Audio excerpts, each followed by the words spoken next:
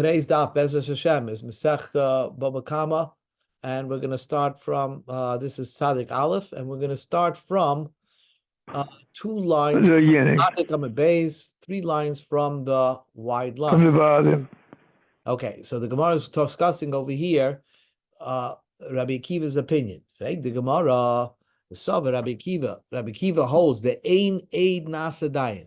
Once you're a witness, let's say you witness something, can you be the judge? So Rabbi Akiva says, if you witnessed it, so how could you judge it? If you saw the murder, how could you be the judge? Rabbi Akiva holds Ein Eid Nasadayin. An aid cannot be a dayan. Is that true? Does Rabbi Akiva hold that opinion? Tanya, we learned in a brayso, if a man whacked somebody, hit somebody with his fist, okay, with a stone or a fist, Shimon HaTimni said the following statement: Ma egrav miyuchad shemos le'edim le'edim. You could always bring the fist to the bezdin and the witnesses. They can tell if this kind of fist, if this has a karate fist that can kill somebody. That's the Reb Shimon Timni says you have to bring the murder weapon into the bezdin, and they have to assess if this kind of weapon can kill somebody. So just like a fist, the example that the Chumash gives is a fist. Just like a fist, you could bring to bezdin, and the Eidim could see it. The only type of murder charges you could bring if you could bring the weapon to bezdin. Prat, this excludes because Eidim. If it disappeared, they don't know the murder weapon, then you can't judge any case because you don't have the weapon. So how do you know it was the weapon that did the murder or that did the damage? So that was Shimon HaTimni's opinion, that you have to bring the murder weapon into bezdin.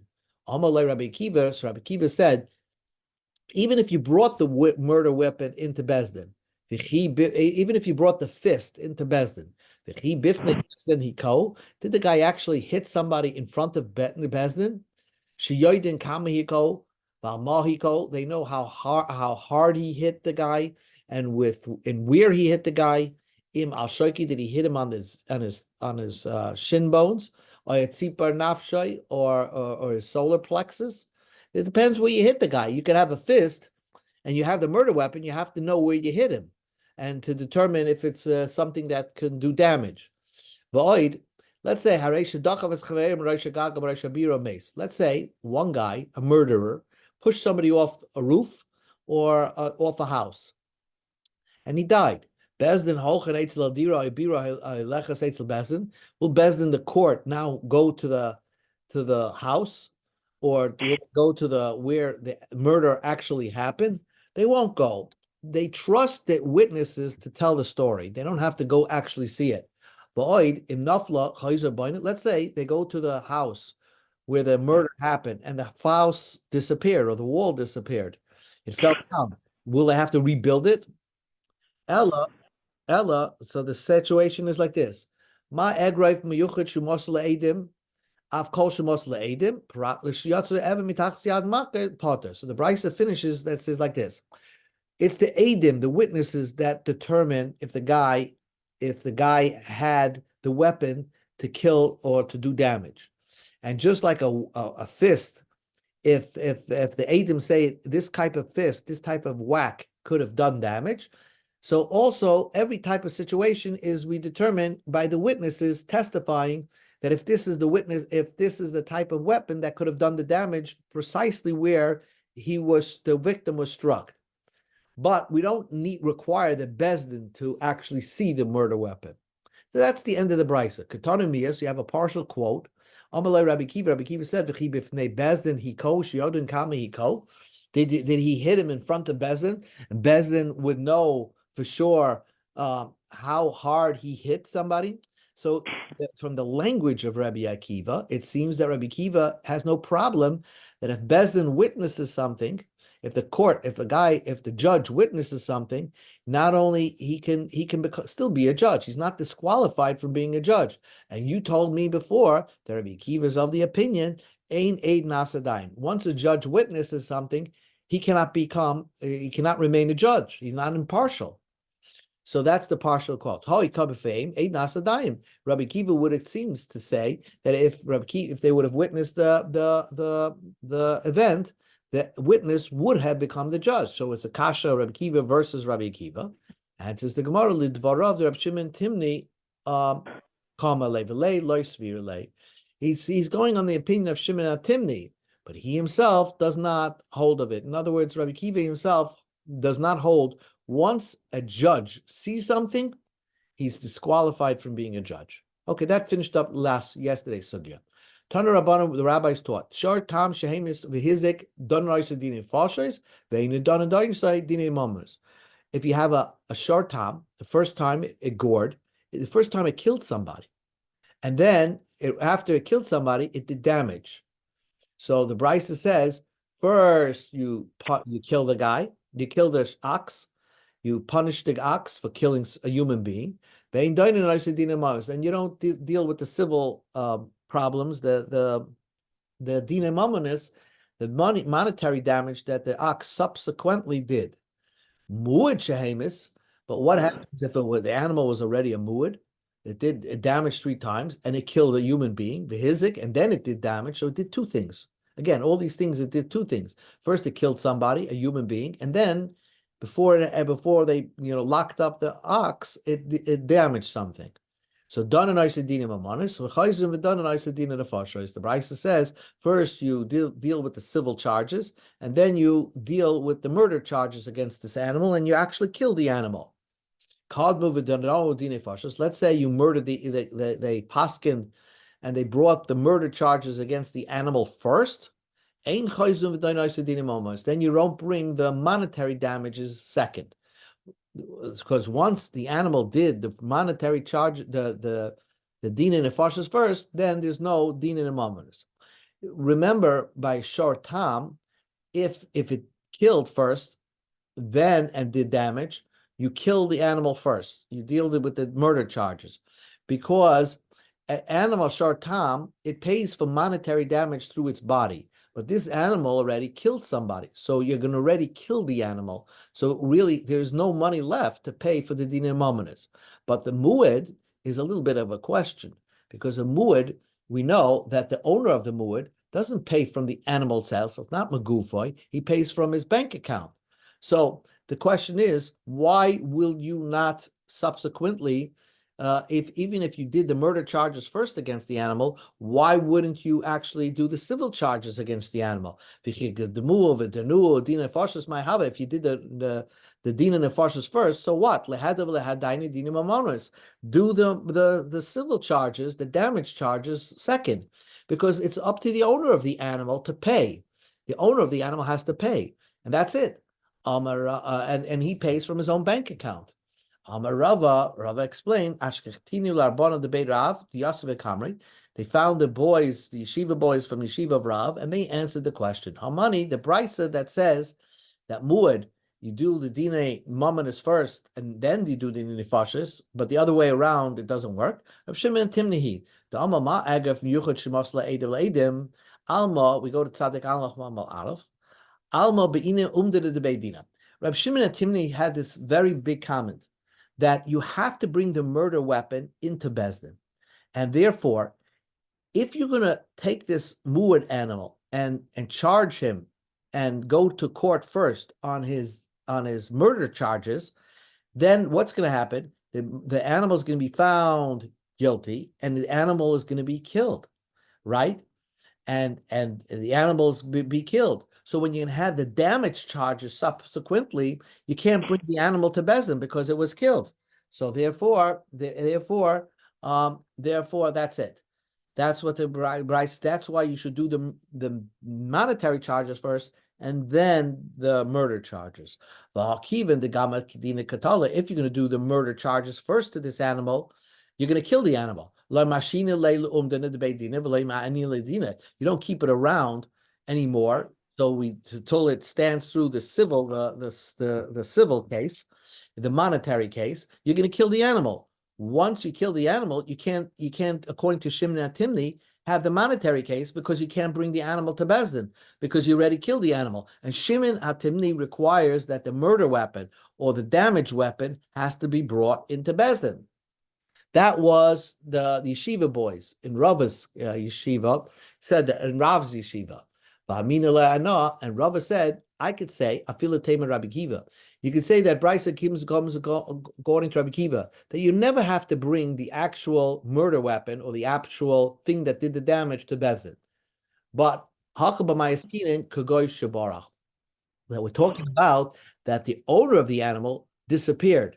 And there's no way, once you're going to paskin that you're going to kill the animal, so once you kill the animal, there's nobody here, there's no owner of the animal there to pay the civil damages.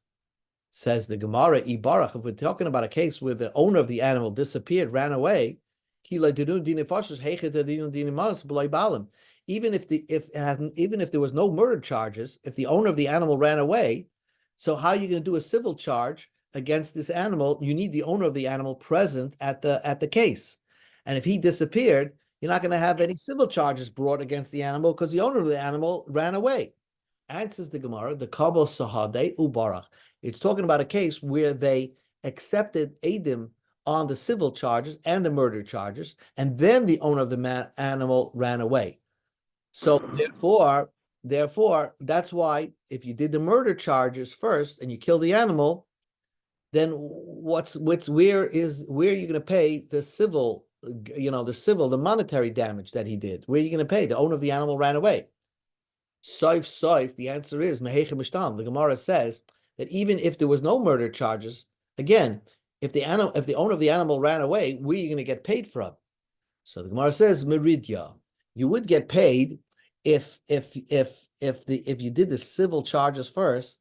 Then what you would do is rent the animal out to do some plowing, let it pay back the victim of the civil charges, of the monetary charges, and only then you do the murder charges against the animal and you kill the animal. That would make sense. Yeah. So now the Gemara asks back, that's a fantastic solution. If that's the case, why did you say that if it's a tam, you just do dina nefashos and the civil monetary damages just disappear? You have a very simple solution. First, even by a tam, do dina imamonis first, do the civil charges first, and then get paid by renting the animal out to plow. So now the animal brings in some money to pay the victim of the civil charges, and then do the murder charges.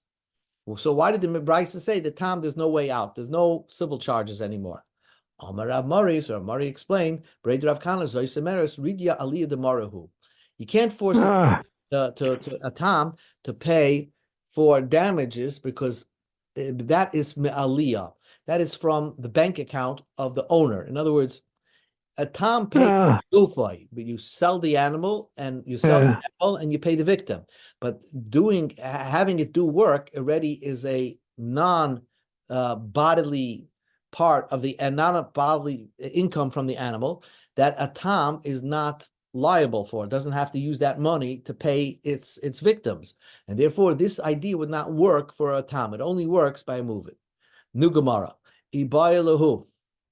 Yesh aymed lenezikin or ein aymed lenezikin.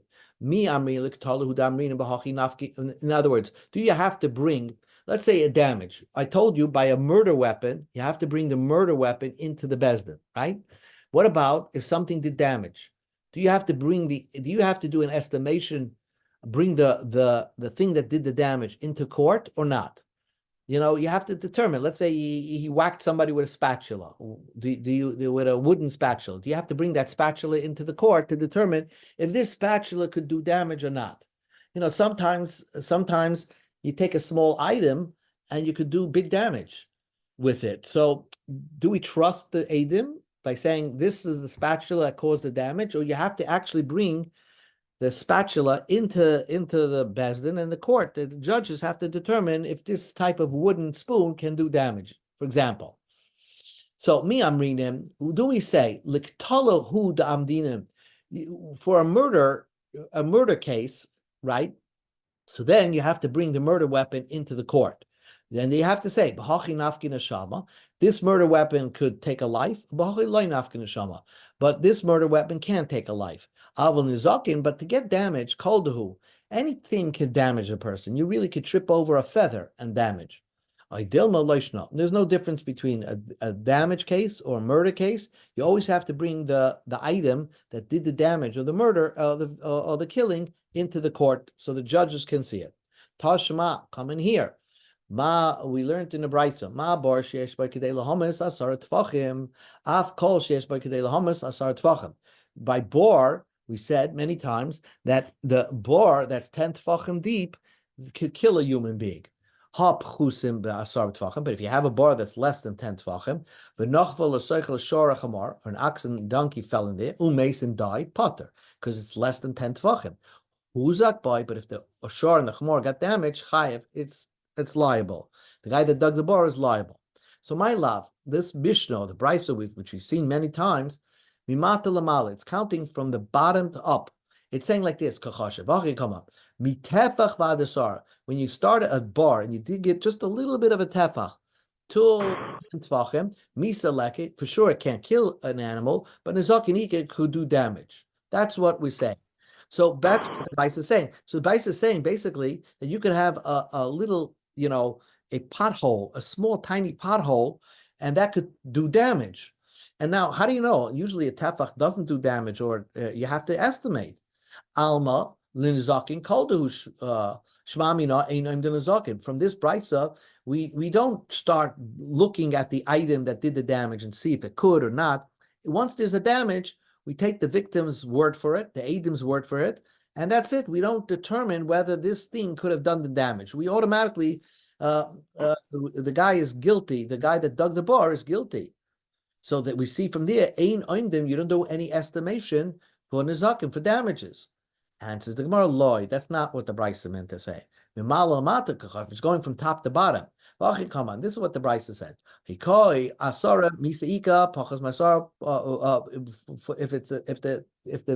the pit is 10 tvachim, yes, it could kill a person. Pachas ma'asara, if it's dropped less than 10 tvachim, 9.9, nizakin isa misa leka, it could do damage, but not death. But if it's 9, but as it goes lower, we have to estimate, could this bar, which is 1 tefach deep, cause this damage?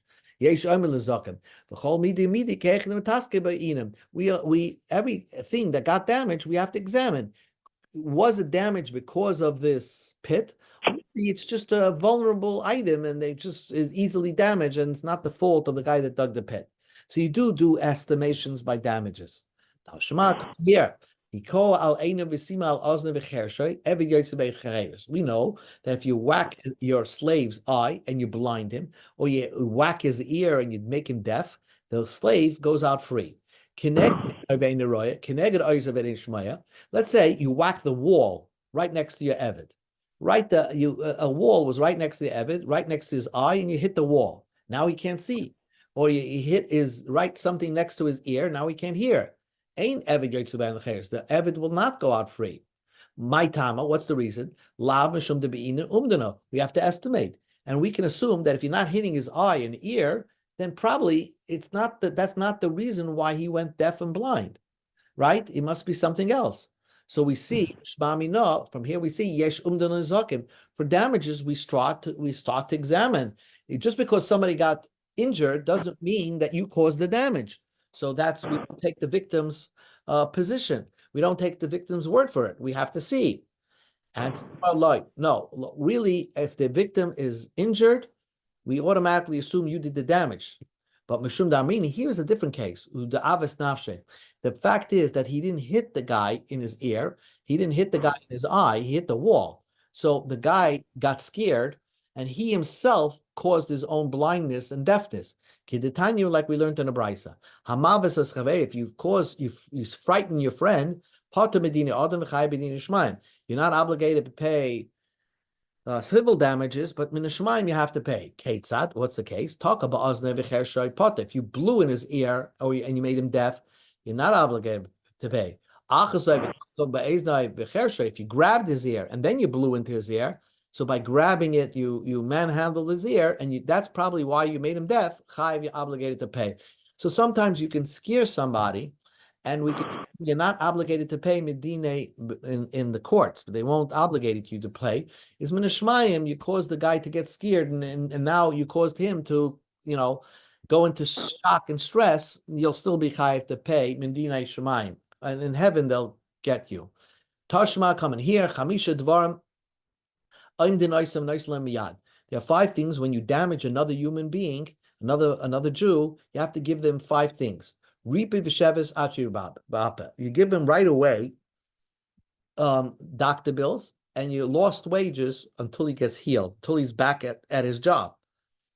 Let's say let's say they gave him the doctor bills, and they said he's going to be out of work for a month. It turns out that he was out of work for 3 months. He deteriorated. The damager does not have to give them only what they estimated. He doesn't have to give the extra time that he did not get back on his feet, because the court estimated how much he's going to be out, how long he's going to be out of work until he's healed. What happens in the opposite case? Amdu vehivri. Let's say they estimated, and then he became healthy very fast. Then they have to give him still the month, whatever the Bezdin set aside. That's the sheves he has to give, because just because he got healthy right away, it's because he had a siyata d'shmaya. He got healthy right away. Normal people don't get healthy so fast. From this brisa is that we do estimations on damages. You see that Bezdin is very involved to determine what's how long is this guy going to be out of work.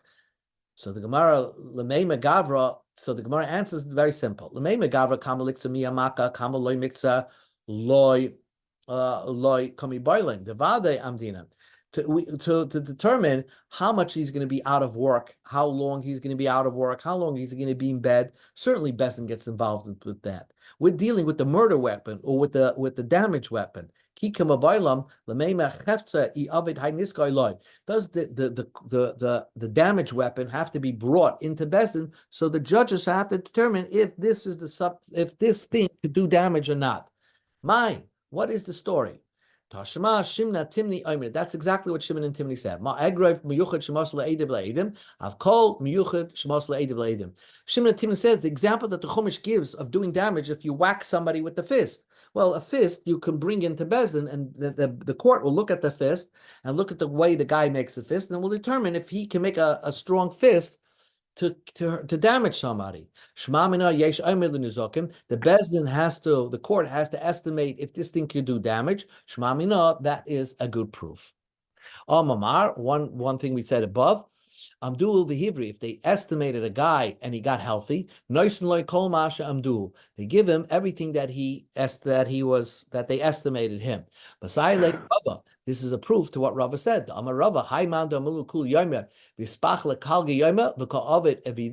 Let's say they said he's going to be out for a number of days, and then he got healed, and a half a day later he's back at his job.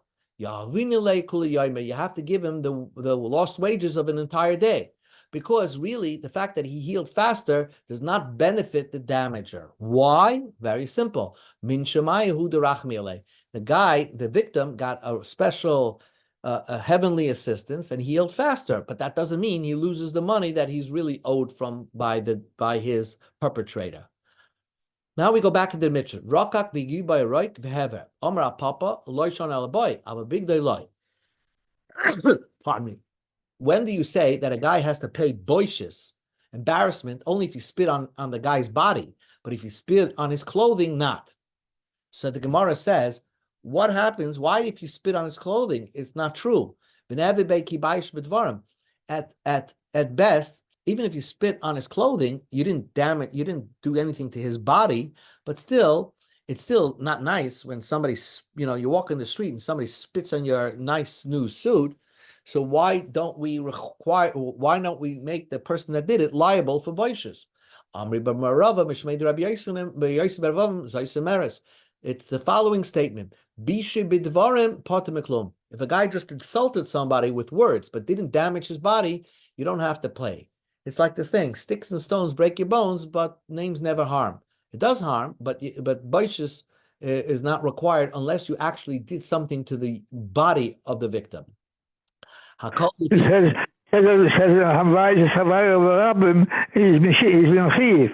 Ja, aber Geld darf er nicht zahlen. In Shemayim, by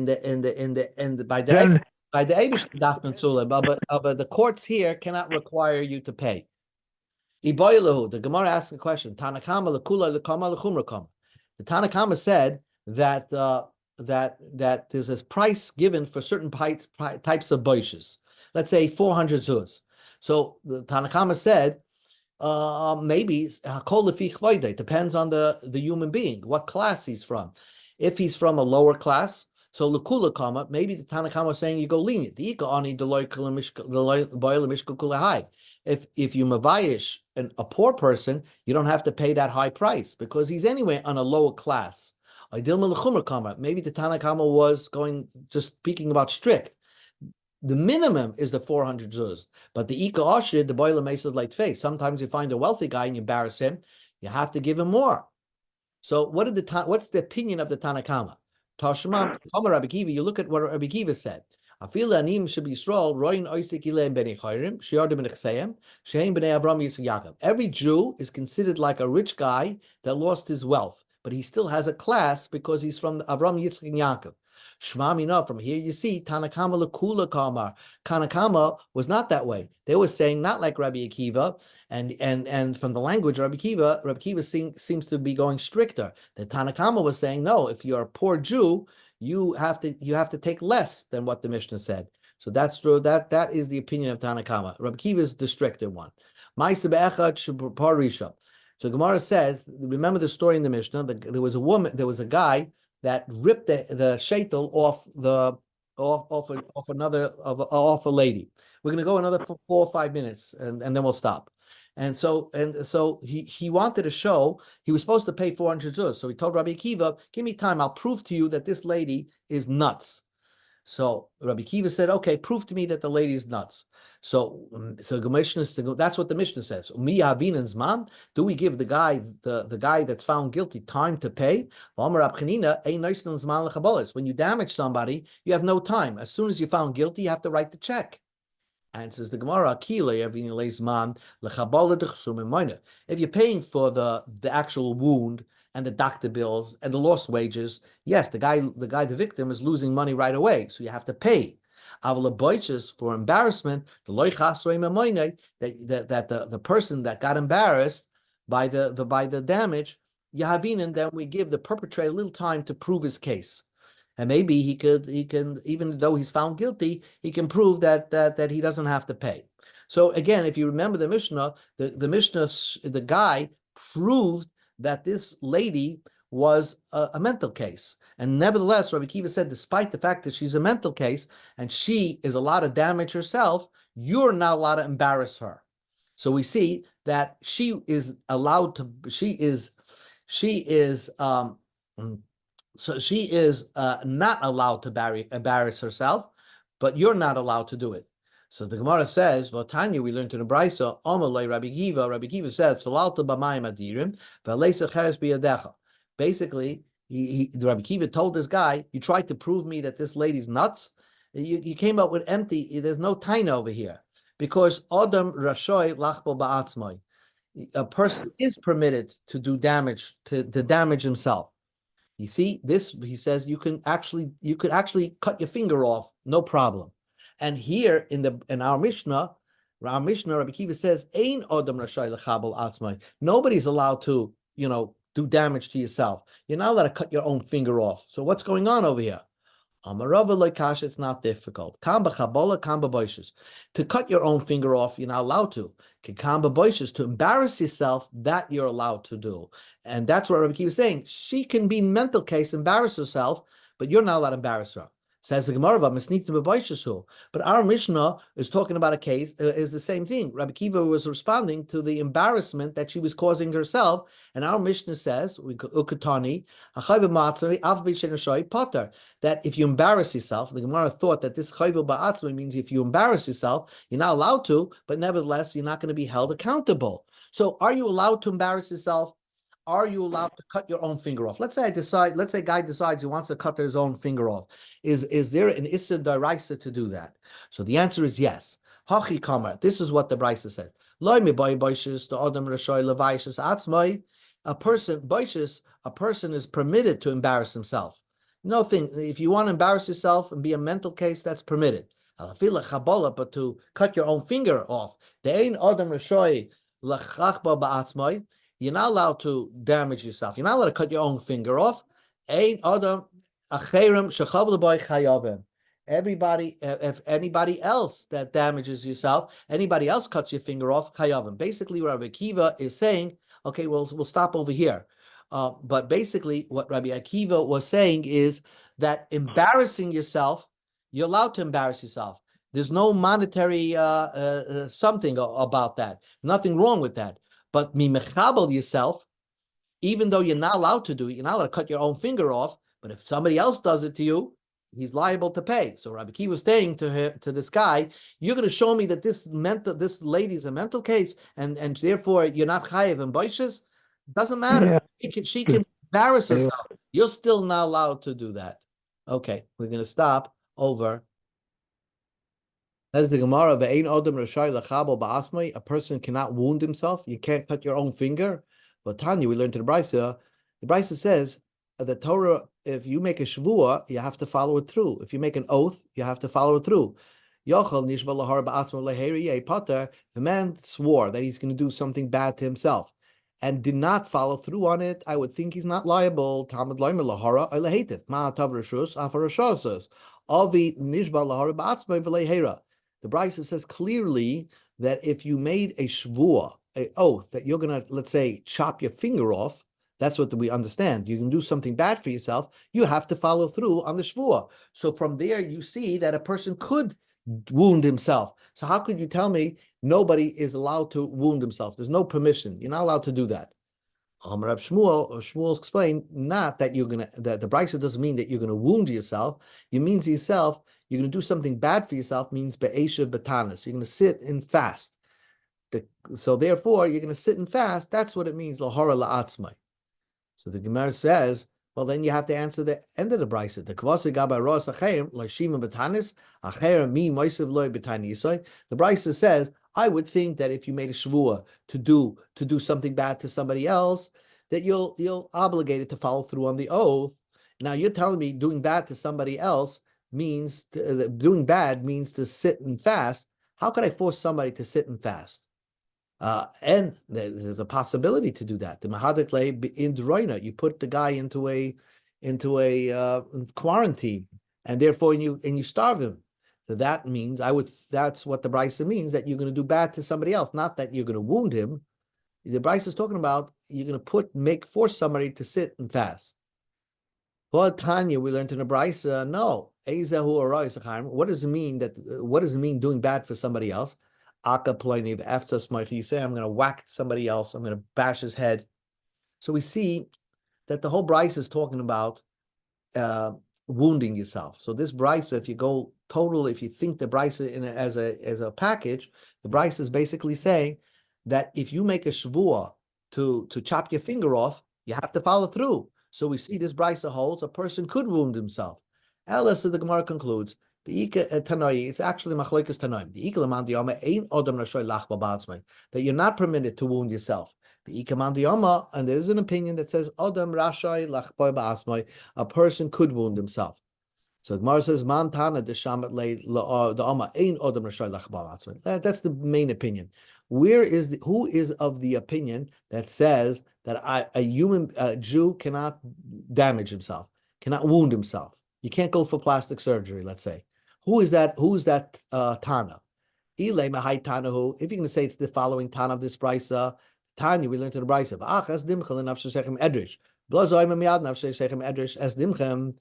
That means the Hashem said that if you kill yourself, I'm going to hold you accountable. If you commit suicide, I'm going to hold you accountable. That's what Rab Lazar's explanation of this pasuk.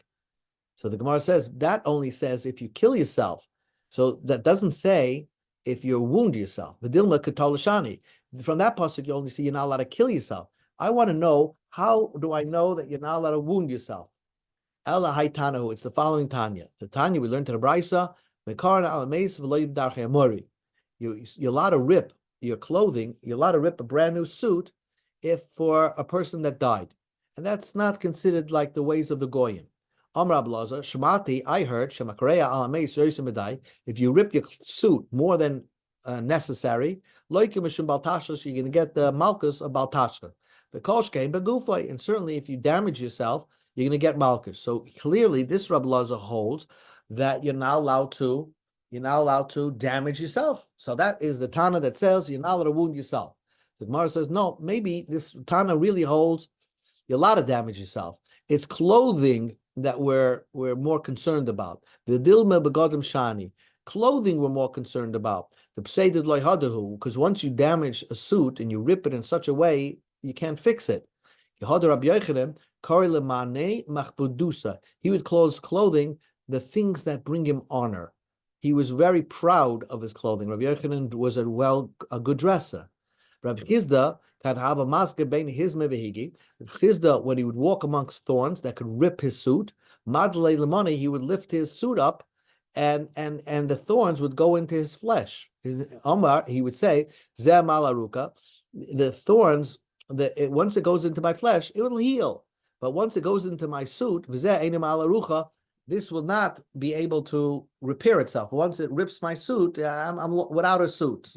But we do see that is something more to about ripping clothing than damaging yourself. So you just can't prove that just because there's an isser to rip clothing, there's an isser to damage yourself. Could be you're allowed to damage yourself, but clothing which doesn't repair, it's a permanent damage, you're not allowed to damage clothing. So again, who is the opinion that says that a person is not allowed to wound his own body? You can't say, my body is mine, I can do whatever I want with it.